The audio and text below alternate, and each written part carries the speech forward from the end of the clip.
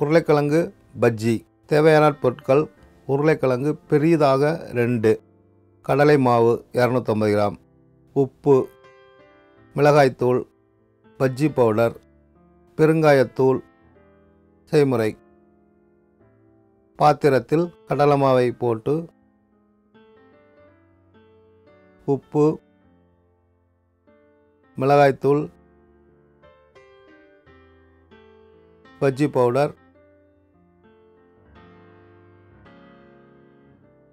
பெருங்காயத்தூள், தண்ணீர் ஊற்றி கலக்கவும்.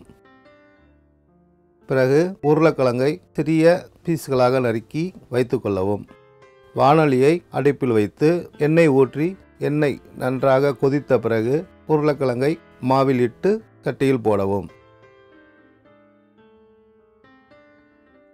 போட்ட பிறகு பஜ்ஜி ரெடி.